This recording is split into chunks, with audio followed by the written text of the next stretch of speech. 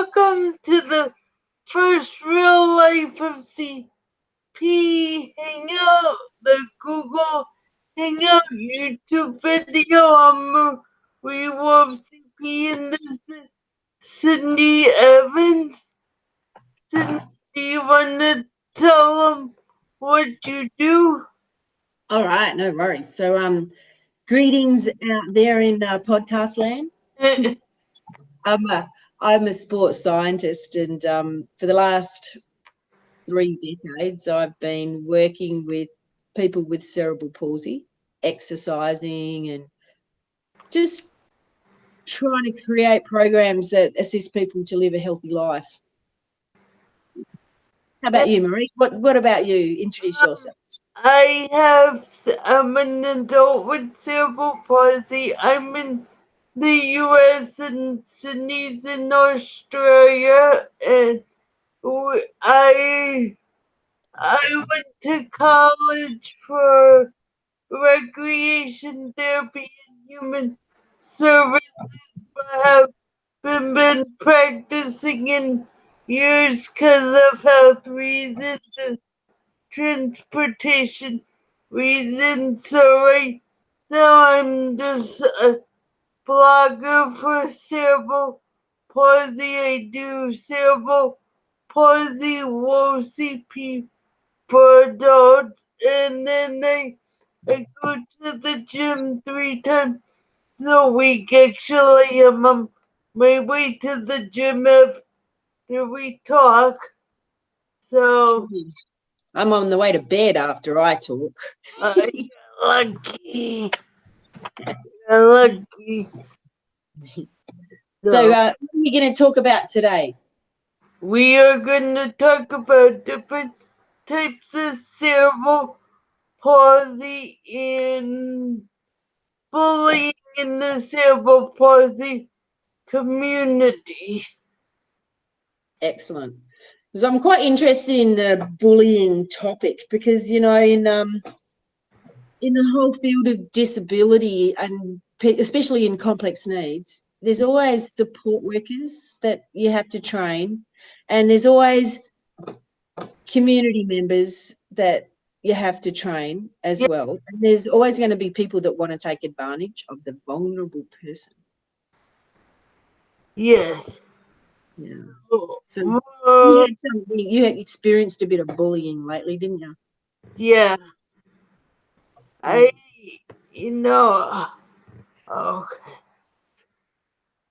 I shied away from the CP community for years because I've never really I never really met a person with CP that was up like perky, or like they were always down and depressed. And about 6 years ago, I joined a United Cerebral Palsy group and met some great people. And one of the people I became friends with showed me the Facebook sites for people with cerebral palsy, and I went on them, and I started talking on them, and one thing led to another, and I felt I wasn't getting the answers I wanted, or they were making fun of my questions, whatever. So I decided to start my own group. And over the past 4.5 years, I dealt with so many people, and I helped so many people, and so many people have helped me, but there's kind of like this stigma to them, from my perspective, on like everyone has their own opinions and everyone has their own feelings and they think they're like the smartest. They think they know everything, but they kind of act rude towards people in the community and trying to be friends with them. It's hard because they have strong opinions about things, and I Yeah. And they know, tell you those strong opinions. yeah, I got put off by a lot of them, and had to, just have to back away. And it took me years, a couple of years, to realize this, and I'm doing better now because I'm staying away from those people. So I'm just going to rephrase what I heard, right? That what you found with the groups that you've been going to is that they want you to conform to their ideal, and you don't want to conform to their ideal. Exactly. Yeah, Exactly. that's right. Some people, they get a bit of power, and then you've got to be able to use power to have power, Marie. And I think that the easiest way to not give the person power is to not invest as much personally in the outcome. And it took me a long time to realize that. And, I've noticed, these CP pages are great to go on and great to talk to people and stuff, and great to kind of get the feeling of what people do with CP. Mm. I also want to reinforce that we aren't doctors, we are in the medical community. These are just opinions of what might happen to you, because not necessarily what happens to me is gonna be what happens to you. So And that's really important to note that we're not doctors. We're not trying to tell people what's wrong with them. But what we want to talk about proactive, positive, and how we can have a good life. yes, Yeah, yeah, yeah. So one way you have a good life, you take control of it, and the way you take control of it, just it's when you feel bullied, you've got to go, well, why is that opinion important to me? yes, and it's What is taken it? me it's taken me a long time to realize that. Yeah, fine. Oops. So, do you see anything going on Facebook? Oh wait, no, I have to upload this video after. Oh, okay. Well, that's all right. We'll just keep talking because you know, what I did want to talk about is some forms of bullying that I've seen Oh, because what my background is that I have for the last 30 years trained the staff that work with people who have cerebral palsy and complex needs. So I see a lot of bullying, and a lot of times I see bullying and the people don't even know they're doing it. yes, So especially with that person who's nonverbal, I watch support staff who'll go, they change their tone of voice and they change their body language and they go, oh, do you really want to do that? It and doesn't it doesn't sound like bullying, but when it consistently happens and it consistently stops that person from, going out and doing stuff, it's bullying.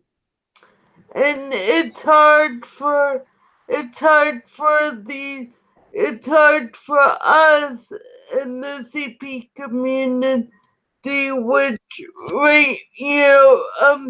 talking about, because we deal with each other on the internet mostly. It's hard to tell the body language, because who's really sitting behind these computers? For one, are they do for the most part, they have CP, but they're, what kind of CP are they? And it doesn't matter. You know what my philosophy is? I think everybody's out there actually to do something good. I think the drive behind people starting pages, and especially in the disability sector, is about support networking and how we take their criticism or their feedback. That's about us.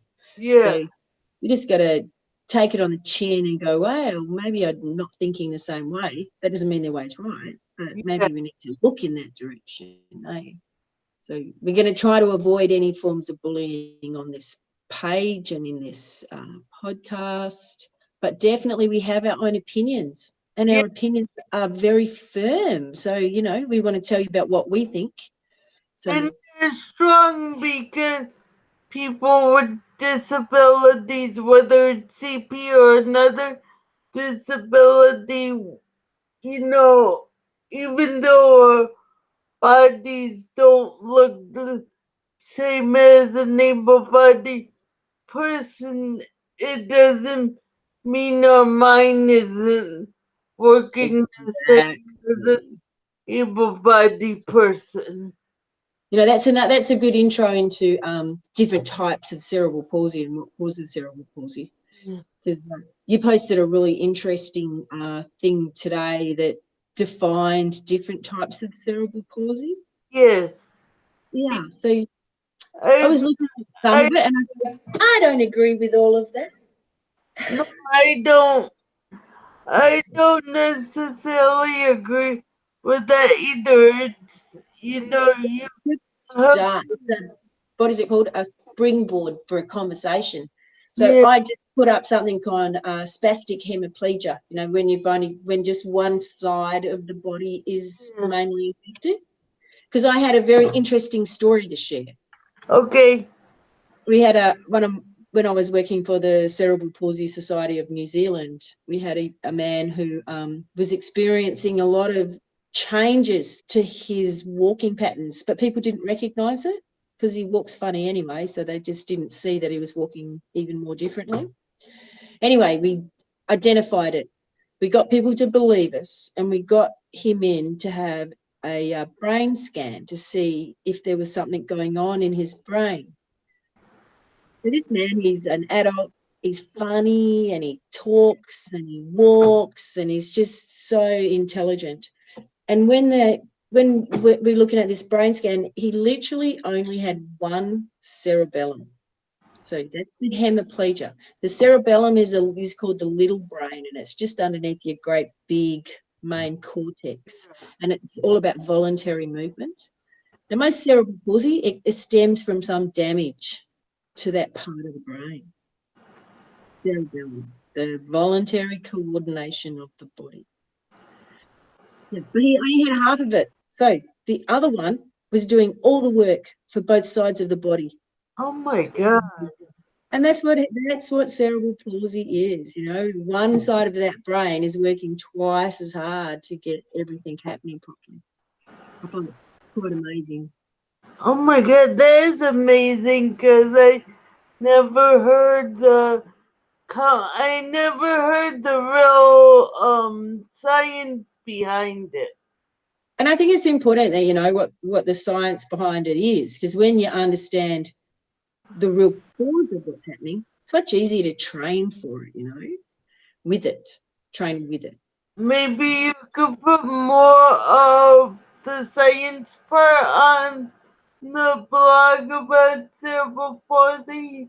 I did do that. I'm going to keep doing that too. So I've just done spastic hemiplegia, but then we'll also talk about ataxia and a few of the other types of cerebral palsy as well. Um, I only did that because one of the questions on before you enter the group is they put in what type of CP do you have, and a lot Yes. people are coming back with, well, I don't know what type of CP. Yeah. So that's why we're out educating people. Right. So, So spastic hemiplegia, one side of the body, all of the body. Diplegia, that means the legs are affected. Di meaning two. Diplegia, just the lower half of the body's affected. Ataxia, that's a real major coordination cerebral palsy. So that's why I have a spastic ataxia. so Yeah. you also have spastic upper motor neuron spasticity. And the lower body is spastic too. It's like Yeah. the other day, like even like when they have surgeries and stuff, my whole body is spastic after the surgeries. It takes a Constantly lot moving. longer. Is it constantly moving all the time? Yeah. Yeah. Yeah. That's that stretch. The force dependent resistance. So as you stretch your muscle out, that the force increases, and that brings on that spastic reaction to stop the movement. So is it like a if I were to take a therapy and work with the therapy and then it get tighter as you stretch it? Correct. So when you use something like a TheraBand, what you're doing is you're increasing the force of resistance. So that's how we do weight training. We resist against a force to try and make our muscles work harder. So when we do TheraBand, we put it at the ends of our hands, and you try and stretch out so all of the muscles are that you're in the direction that you're moving, Yeah. resisting that force. Yeah. Oh, okay. Cool. Yeah, it is. It's cool. I do love TheraBand work. Yeah, I do like it too. I like therapy being work too because it's like playing with silly putty but harder. Yeah. Have you tried vibration therapy? No. I've got a couple of friends who have been really working on vibration therapy, because with vibration therapy, it really gets the muscle fibers working without actually increasing their length by a massive amount. So Right. when you have to increase the length, you don't have the force component coming in. So actually, you can really work those postural muscles because it's such a tiny movement. So if I, because I like going to concerts. So Yeah, love that vibration going through your body. Yeah, flat yeah, out. yeah. Yeah. Well, I got a friend in New Zealand who has diplegia, and she's been doing vibration therapy now for about 2 years. She's one of our members, Karen. But she'd like to do a talk on it because it's made such a massive difference to her. Oh, maybe we could get her to join us one day, and I we. would love that, because talking about different things that actually work, and this vibration training. Karen's been a dedicated exercise person who when she tries something, she puts her whole heart into it and she does it religiously every day. And this vibration therapy has been amazing, outstanding for her. What do you do with it? Do you go into some kind of? She goes into a gym and she stands on this vibration machine. The guy in the gym, he puts cushioning between her knees to make sure that the body's nice and straight, and he helps her to stand up. But actually now she's not even using the cushioning now that she's really got it. Oh, But cool. he still constantly makes sure her posture is as ideal as possible, considering the disability, the whole time she uses the trainer. But all you do is stand on it. Whoa, that's cool. It's cool. Yeah. So we could have up to but the Google Hangout takes up to 10 people at one time. But when there's more than like 4 or 5, it gets really confusing. So I like to, Just have one guest at a time. yeah, keep one, maybe two guests at a time at the most. Well, let's see if we can invite Karen to come and talk with us Yeah, in our next talk. That'd be yes, great. yes. Okay. What should we talk about? Because I put that to 9:30 unless you have to leave sooner for work or something. I've got another 10, 15 minutes. I think we should keep talking because we haven't even really started talking about the different types of cerebral palsy. We only really talked about spastic hemiplegia and Okay, diaplegia. But do you want to tell people about how your ataxia affects you? okay, my ataxia affects me that I walk like I walk off balance all the time. I used to work independently for years. When I was a child, they worked with the walker, and then around 15, 16 years old, I was able to walk independently for about 25 years or so, and then I fell and broke my leg. And about for about 10 years now, I've been back on a walker because of how much I fall. So Mm. I've been using a walker, but I walk with a sway gait. Like my gait is really off. And then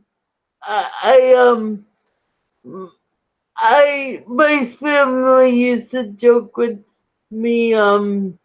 Remember those? I don't. You probably had them over there. Remember those toys back in the 80s? Weeble Wobbles, but they don't fall down. They Oh, were, yeah, I know what you're talking about. yeah, yeah. So that may feel it's a private joke. My family, when I was a kid, they used to joke with me. Oh, Marie's like a Weeble Wobble, but she doesn't fall down. Um, And I like my arms flare when it's like when the brain I could be sitting doing nothing, and then my arms go up and flare. They like jerk because my sensories are kicking in.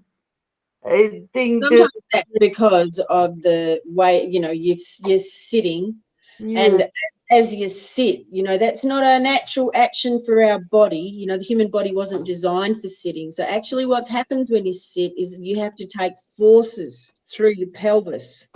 And because you're taking forces through your pelvis, you've got this reaction that as the weight of your head moves forward, then you get more force acting in different parts of your abdominals. And sometimes, as your head gets a bit too far forward, your whole body becomes too tense. And that's when you get that reaction where you go, the startle reaction, where both your arms comes out like that.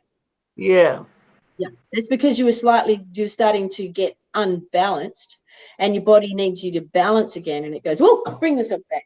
yeah, yeah. Yeah. That's how I am. And how about with sound? If a really loud sound goes off, do you do that too? Oh my God, yes. And that's something that we could do a lesson on that. You One, cannot overcome that. It's called your startle reflex. So that's uh, a reflex that in a child that had crawled, and rolled and experienced all of the movements that a normal child would, that reflex would have just been overridden by other movement reflexes. Yeah, Because you didn't practice all those movements. In fact, what happened is that you've reinforced that startle reflex, because every time a really loud sound, that sound, you have hypersensitive yeah, senses. That vibration actually creates movement, which creates a spastic reaction, which creates a startle reflex. God, You know, when I first started working with people with cerebral palsy, I did not know that. And I used to get people out of the wheelchairs, sitting on a box with no support, because we used conductive yeah, education principles, yeah, Get the person out of the wheelchair. If you're sitting in a wheelchair, your back muscles get weak. Doesn't matter if you've got them or not. If you sit in a wheelchair, your back muscles get weak. So you yeah, need to do something to strengthen them up. So I get people on these boxes. But I'm from a farm, and everything on our farm, you had to shut the doors really hard. So my first day, I had 4 days, 4 people on these boxes. I'm all by myself, and I slammed the door, and they all went, oh, like, bang, bang, bang, bang, bang, and I had to go and catch all 4 of them. I was like, oh my God. it's funny because a lot of people on the cerebral palsy group, they ask about the startle and why they have startles. The more someone can relax, the less of an impact that reflex has. So you can subdue that startle reflex by sitting and as relaxed as possible, but you're never going to overcome it. It's a reflex. No, no, I mean, next week in America is 4th of July. Bang, bang, bang, bang, bang, bang, bang, bang, bang. Gonna be like startle here. It's too funny. Yeah. I'd love to go to America for the 4th of July. Oh god, it's so fun here. I love watching the fireworks and stuff. Cool. But So you walk most of the time, or have you got an electric wheelchair, or? I walk more than I've done in about 6 years because I just like and most people know I just had a new knee put in 6 months ago because I had arthritis that ate away at my knee. So I've been working the most I have in 6 years, but I do have a manual and an electric wheelchair. So what would you use the most? I use the walker the most, then I use the manual wheelchair for a long distance. I could probably walk 2 miles and then I get tired. And why don't you use your electric wheelchair? We don't have a car for it yet. Yeah, right. So, and they just got it last year, so I got it for the fact that, hopefully in a couple of years I could move on my own and That's then that will give me more independence to, drive around town or go to the mall or somewhere by myself. yeah. And also, I really do love the electric wheelchairs for being able to position your body in different positions that you can't do anywhere else. Really getting all of your weight on your back. When you use that function where you let yourself recline.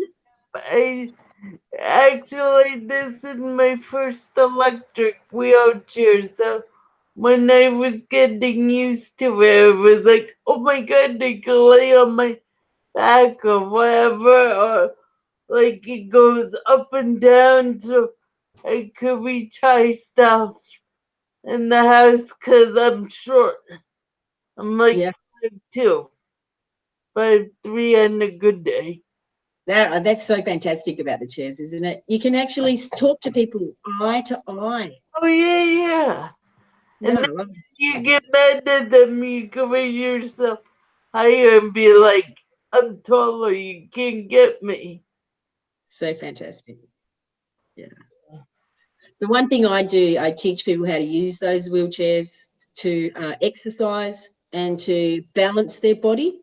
Oh, Because sitting is an exercise, and people, because they're not educated, I guess, don't realize that yeah. actually when you sit a long time, you change the shape of your spinal column and you change the shape of your pelvis.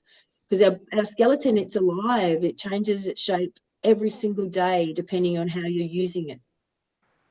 Oh, wonder why when I first started walking again, and it's getting less and less now, but when I first started to walk again, my back killed.